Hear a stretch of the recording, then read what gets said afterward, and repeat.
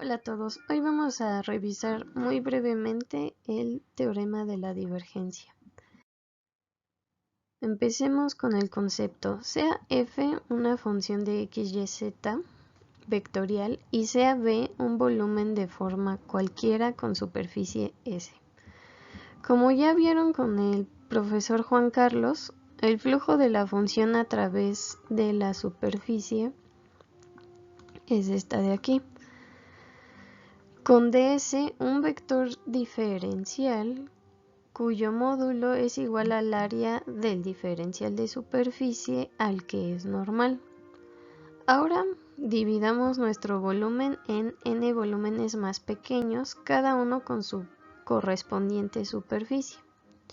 Podemos afirmar que la suma de los flujos de cada uno de los volúmenes nos da el flujo total. Esto es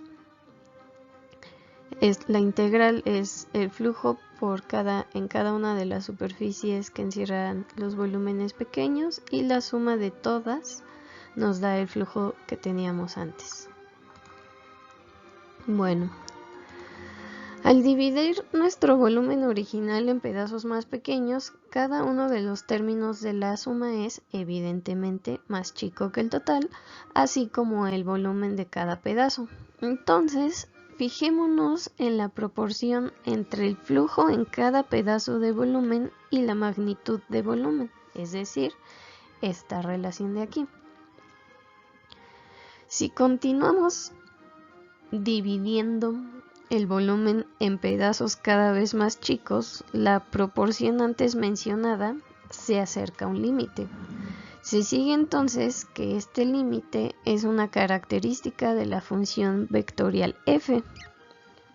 A este límite lo llamamos la divergencia de f y está definida como el límite cuando el tamaño de los volúmenes tiende a cero de la integral, de esta relación que habíamos considerado antes, donde de momento vamos a asumir que el límite existe. Podemos decir entonces que la divergencia de la función vectorial f es el flujo que sale del pedazo de volumen b sub i por unidad de volumen cuando éste se vuelve infinitesimal. Además, la divergencia es una función escalar que cambia de valor de punto a punto en el espacio. Si la divergencia es positiva, tendremos un flujo neto saliente. Si es negativa, el flujo neto es entrante. Y si es cero, no hay flujo neto, es decir, que entra la misma cantidad de líneas de campo que las que salen. Regresemos a la parte en la que dividíamos al flujo como la suma de sus partes, es decir, esto.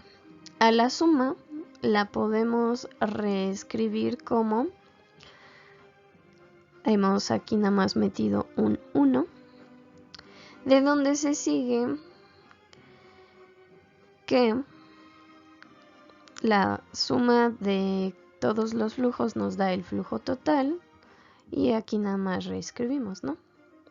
En el límite, cuando n tiende a infinito y el tamaño de los volúmenes tiende a cero, la suma de los volúmenes, esta parte de aquí, se convierte en la integral sobre el volumen total y la cantidad entre paréntesis, cuando n tiende a infinito y pi tiende a cero, se convierte en la definición de divergencia.